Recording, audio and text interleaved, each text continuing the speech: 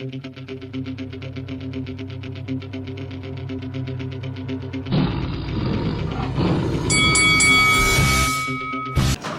this is Eddie Hearn and you're watching Lights Out. This is Faisal Khan for Lights Out, proudly sponsored by Spartans Law. I'm down here in Northampton at the Shoebox Boxing Gym. Delighted to be joined by Dominic Felix. Dominic, how you doing, mate? Good. You? Not too bad, thank you very much for asking, and Happy New Year to you. Merry New Year. Before the interview, you were telling me that you've been one of the unfortunate ones to have not boxed since COVID. Yeah. You've had 4 professional fights, won 3. Sorry, 5. Yeah. 5. You've won 4, lost 1.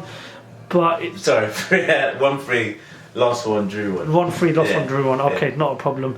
But yeah, as I said, you've been very unfortunate not to have fought since the pandemic's begun. As I asked many fighters in your situation, has there come a point during the wait to get back into the ring? Has there come a point for you where you thought might just have to pack it in because of limited opportunities? 100%. 2020, I thought it was done.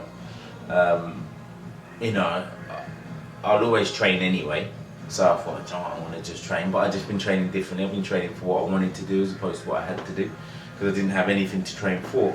But yeah, I thought it was done, man. I thought that was it. So it's good to be back in the gym and some form of normality now. What's inspired you to carry on going to sort of have faith and patience that eventually a fight date will come and you'll be back in the ring?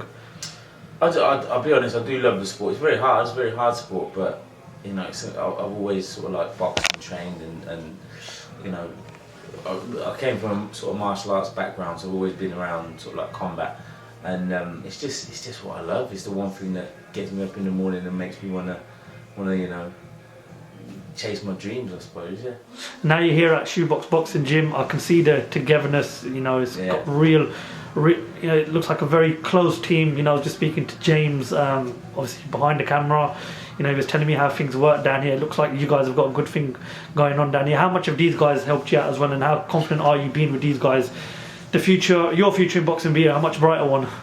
I mean, the community is brilliant. It's a lovely community. James is a top bloke. I mean, the reality is I didn't start my career, and I haven't actually boxed any fights with James. I've had all my fights with a guy called Barry O'Connell, and I 100% pay respect to Baz because I love Baz as well. There was no, like, I haven't stopped training with Baz for anything other than just convenience in the terms of like having to travel to London and stuff, and I'm around here a lot more.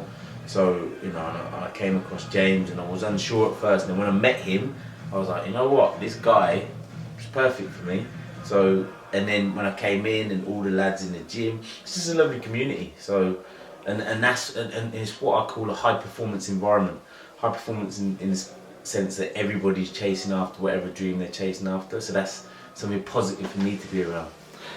You also mentioned that you got a bit of an MMA background to you as well. Martial arts. Martial arts. Yeah, okay. like kickboxing is what I used to do. Kickboxing. Was the long-term plan for you to stay in martial arts, or was it always 100% boxing for you? No, my dad was always a massive boxing fan, and like I grew up in martial art movies and stuff like that. So I competed. I probably had probably 10 fights martial arts, and then I switched over to boxing, amateur and unlicensed circuit, Queensbury, and then turned professional.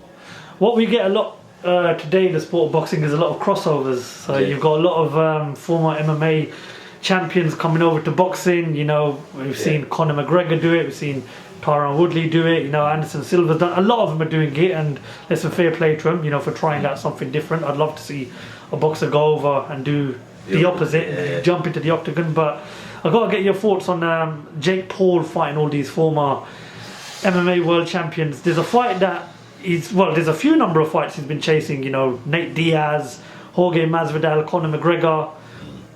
He's beaten the likes of Tyron Woodley, Ben Askren, these guys. But do you see anything different happening if he was to fight a Jorge Masvidal or a Conor McGregor?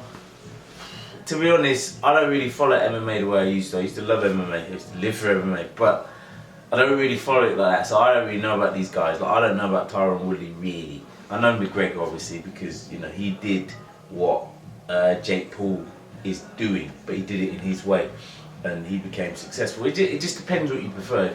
From a business perspective, what Jake Paul's doing is phenomenal because at the end of the day, he's getting paid. Yeah, he's getting paid.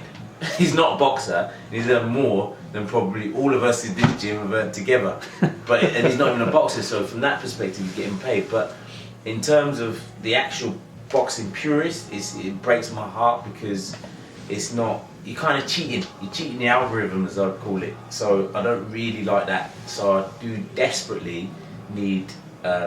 What's his name? Tyson, not Tyson. What's the younger brother? Tommy Fury. Tommy Fury, if you're listening, watch this video, Tommy Fury. Knock out this brother. And needs to knock out Jake Paul. If you don't knock him out, I might have to knock you out. I need to knock out, Jake Paul, please. Well, first of all, we've got, hopefully that fight gets made again. Yeah.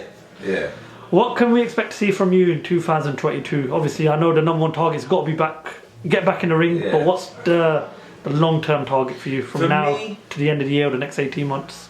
For me, I want to get my first fight out of the way and see what's there really. I mean, there was opportunities. Like the last guy I boxed, Darryl Church, he boxed in the Boxer Show, like the knockout tournament. So I beat Darryl Church, and Darryl Church had beaten me, he would have went on to fight for the Southern Area title.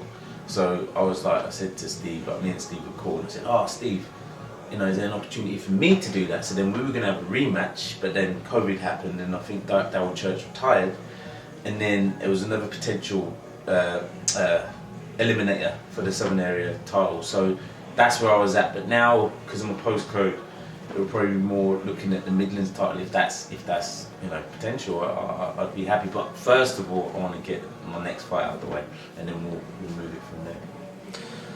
Okay, well, Dominic, fingers crossed that fight date does come sometime soon, and we'll definitely keep an eye out on it.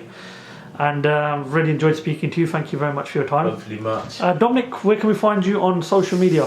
Best Instagram, but be warned. Best Instagram is dom.felix1. Yeah, but it will be a lively Instagram. You'll enjoy yourself, but be warned. Sometimes that can be controversial. But appreciate it. No, listen, likewise. Thank you very much for your time. Definitely going to hit you up on social media tonight and see what the fuss is about. 100. Take care, bro. Dominic Felix, thank you for talking to Lights Out.